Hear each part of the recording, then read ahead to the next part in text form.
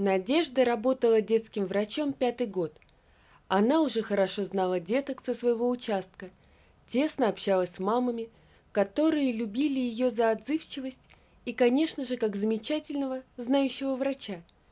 Круг пациентов менялся, появлялись малыши, покидали повзрослевшие. Бывало, что просто кто-то менял адрес проживания. Потом Надежда сама ушла в декретный отпуск и родила дочурку Машеньку. Правда, роды были очень тяжелые, и она с дочерью долго пролежала в роддоме. Потом ей сказали, что, возможно, у них больше не будет детей. Это было ударом, так как они с мужем хотели 3 детей. Прошло 3 года. Дочь устроили в детский садик, а Надежда вернулась на работу, на свой участок. Было много новых ребятишек, и она начала знакомиться с ними. С кем-то на приеме, кому-то ходила домой сама.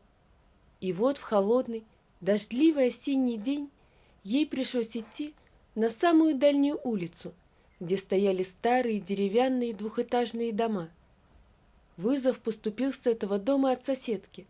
Она позвонила заведующей поликлинике и сказала, что в 4-й квартире на 1-м этаже поселилась семья еще весной.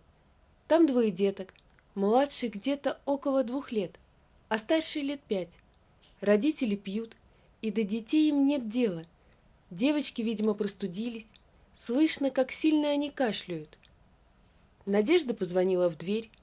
Ей открыл пьяный мужчина и мутными глазами уставился на нее.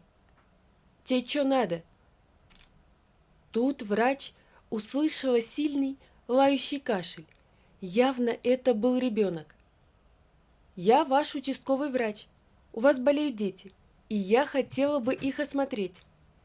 «Галька, иди сюда!» – заорал он кому-то. В коридор вышла подпитая и подбитая дамочка с сигаретой в зубах. Увидев Надежду, она резко подбоченилась. «Ты козел! К тебе что, баба уже домой приходит?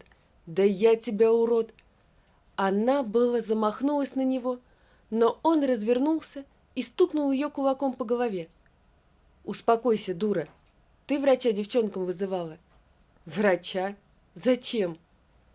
Слово вставила Надежда, уже 10 раз пожалев о том, что не дождалась участкового, Андрея Афанасьевича, пожилого и очень доброго мужчину.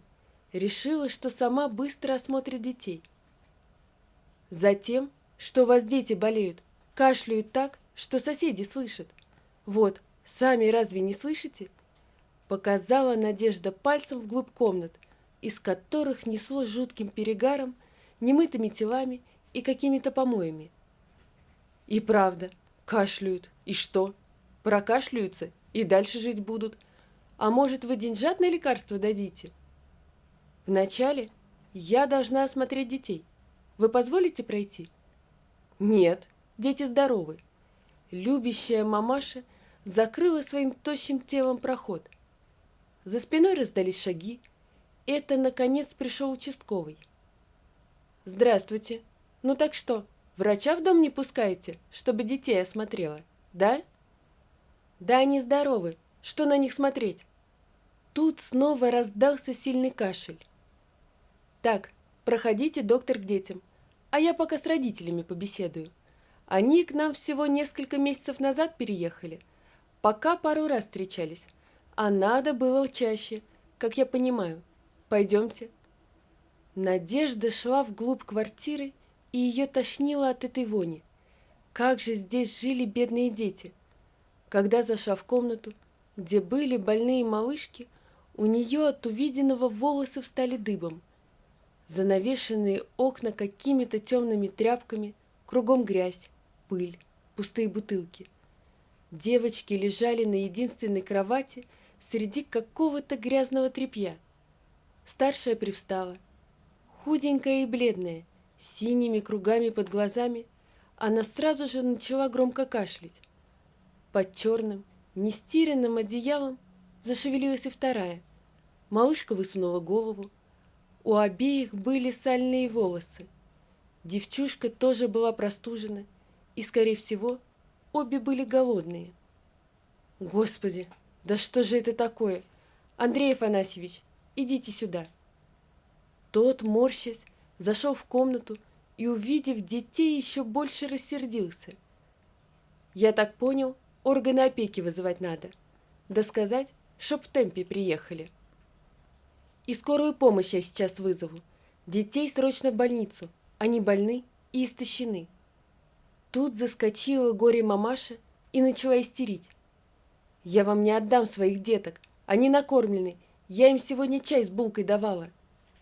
И вдруг тихий голосок. Не сегодня, вчера. Когда забирали детей, эта пародия на мать кричала: «Нам что, теперь из-за вас и детские платить не будут? Принесла тебя нелегкая врачиха. Дети здоровы, зачем их забирать?» Надежда с ужасом думала о том, как же деградируют люди от водки. Для них дети становятся дополнительным доходом в виде детских пособий или пенсий. Как же это мерзко и страшно. Говорят, в детском доме плохо, но и с такими родителями лучше не жить. В машине скорой помощи ее взяла за руку старшая девочка. Ручка была горячая, температура. «Тетя, а нас куда везут?» «В больницу, там вас вылечат». «А кушать дадут?» «Обязательно. И суп, и кашу, и компот. Так всего много». У Надежды сжалось сердце, и в горле встал комок. Вот как сложится теперь у них жизнь. Ну, пробудут они в больнице, потом детский дом. Хорошо, если руководство и обслуживающий персонал там нормальные, есть такие. А если нет? Они такие беззащитные.